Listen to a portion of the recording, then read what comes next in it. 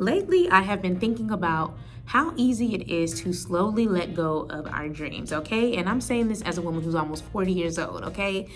Dreaming and 40-year-olds just normally don't go together, but they're gonna go together on this video, okay? Because between work and parenting and responsibilities, life just quickly becomes a routine. And one thing that I want to challenge you to do, as well as I'm challenging myself, is to learn to see our money as something that we don't use to continuously buy more and more things, but to see it as freedom to actively go after the dreams and have the money and the cushion to go after it, okay? This is literally my life in real time. So let's talk about it on this video. But whether you are returning or new here, hey girl, hey, my name is Joshlyn and I am the founder of Maximize Money, where I teach women how to invest their first $100 in the stock market and use that to build long-term financial freedom on their terms. But today we talk about how money and faith can give us permission to dream again. So let's take it back, okay? Let's have a little chit chat, get you something cold to drink, okay? Whether it's mimosa or some coffee or some tea, whatever. So my journey, I want to talk about my journey and how money and faith has been a common thread along the way. So I come from humble beginnings. Baby girl is from Oakland, California, a working class city, okay? And I come from a single parent household. And I have been thinking about how God has been using small little moments in my life to literally show me how money and faith go hand in hand, and how I freaking became a money coach, okay? So one of the monumental moments growing up for me was enrolling in an organization called Girls Inc., which is essentially helping women transition from girlhood to womanhood. And their whole slogan is teaching you how to become strong, smart, and bold. And as a seventh grader, that's when I actually joined the program. I didn't really know what that meant, but now it's literally words that I live by, because I think for so long and women, we were just taught to be docile, to be quiet, to adhere to whatever people in society and men had to say. But I'm just so grateful for that teen achievement program that helped us step out of our comfort zones and to truly live through the mission of being strong, smart, and bold. So I did a lot of things that I never thought I would do. I went hiking, I did surfing, I interned at a radio station. I just did a lot of different things. And I'm just so grateful for those experiences, because it really helped me to get a first glimpse into what it looked like to be fearless. You feel the fear, but you move anyway. And that led to a next, ideal moment in my life, which was leaving home, leaving the state of California, okay, to move to Atlanta for Clark Atlanta University, which is my HBCU, my alum college, whatever. I graduated from Clark Atlanta University, so shout out to my HBCU graduates if you're watching this. But that led to living in DC, for 6 years. And I lived with my college roommate that I met at Clark Atlanta, So all of those experiences really forced me to be fearful, but move past the fear. And that's been a common theme in my life, because it was in DC that I realized that, yes, I was fearful, but moved forward as a fearless woman. But I also recognized that having fear and no money do not go hand in hand. So though I was making pretty good money living in DC, I was operating out of survival mode. I didn't feel like that, because I had happy hours and brunch, I was taking trips, but I realized that I was really one check away from total domination, okay? I couldn't afford to live on my own. I had a roommate the whole 6 years that I lived there. I tried to buy a home. I tried to lease my dream apartment, which was a little high-rise, baby girl. Couldn't afford it. You would think, okay, between all these brunches and trips to Jamaica, Dominican Republic, Cancun, that I had it. No, baby girl did not have it, okay? And that is such a common theme for a lot of us, even in 2026. This was back in 2016, okay? But a lot of us have a little more faith, have a little more fearlessness than we do money. And you can't make the best decisions for your life, for your family, for yourself, if you are in survival mode. So realizing that I had no real savings, realizing that I couldn't afford to live on my own, realizing that I was knocking on the door of 30 and I didn't want my 30s, though my 20s were fun. I wanted financial stability. I wanted financial freedom in my 30s. And by the grace of God, I got it, okay? I'm gonna be 40 next year, and I'm in a completely different place than I was 29 when I moved back in with my mom to really press reset on my money. But it was that first instance of not being able to afford to live on my own, not being able to afford a home after working almost 10 years in corporate America, that showed me that you can continue down this path of just living all willy-nilly and not being afraid to lose your primary source of income, or you can get serious about your money and make sure your 30s look and feel a lot better than your 20s. Now, my 20s were fun, okay? Shout out to the DMV.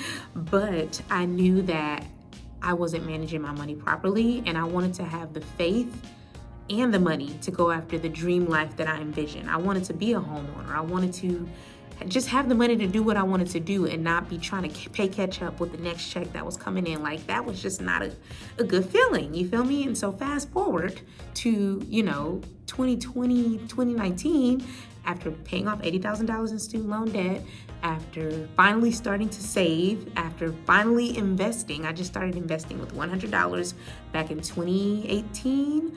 I moved to Houston. I moved to Houston in 2019, and I was like, yes, we are so back to the streets, back to having fun. I paid off this debt.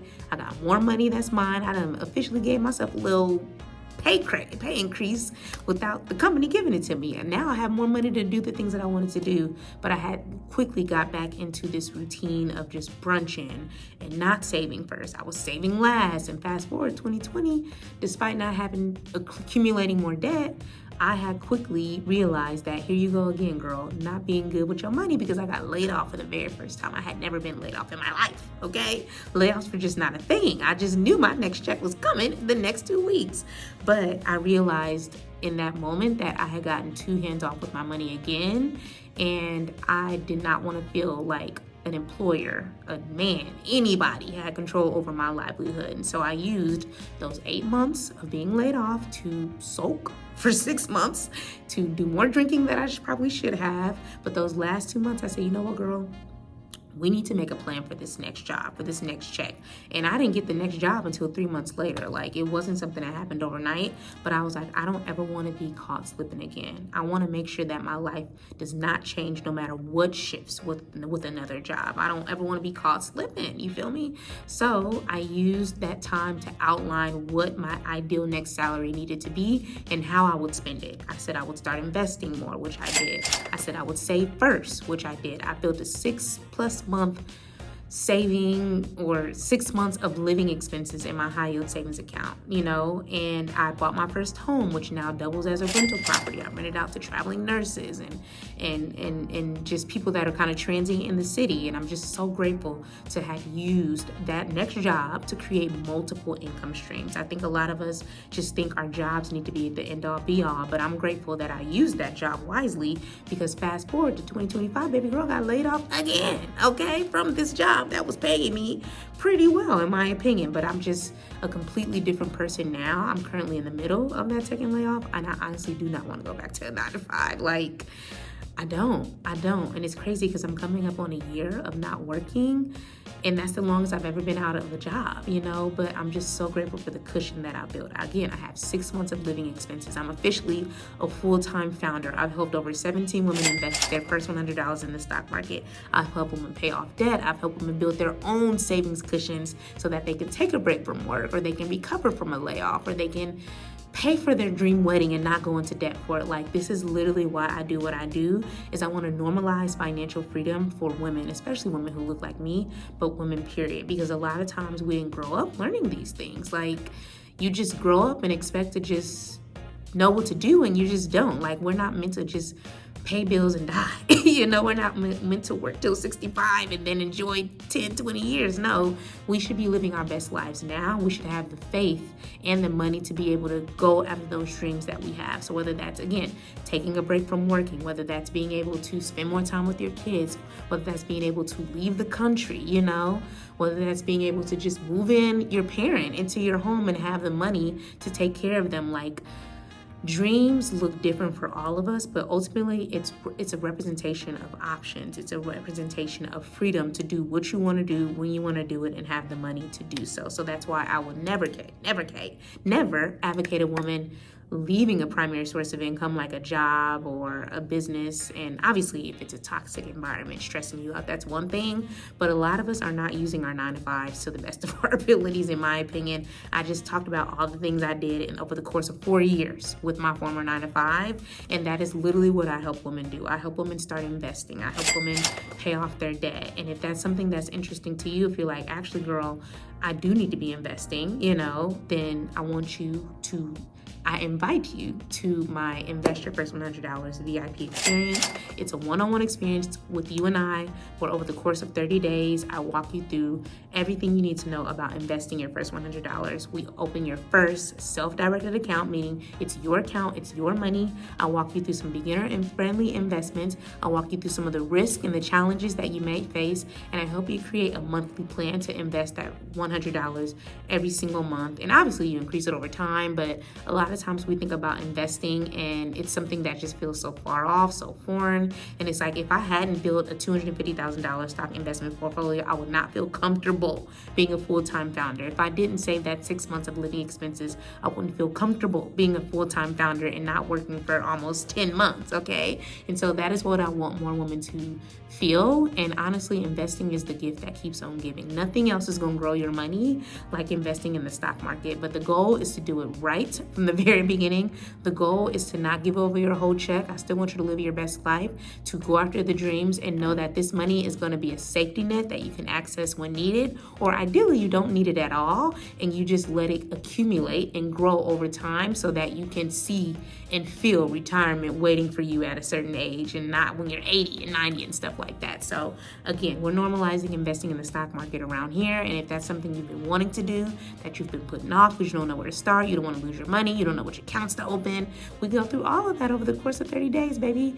Education first, execution immediately after. So if you're interested in that, the information is in the description. I do have some one-on-one slots open.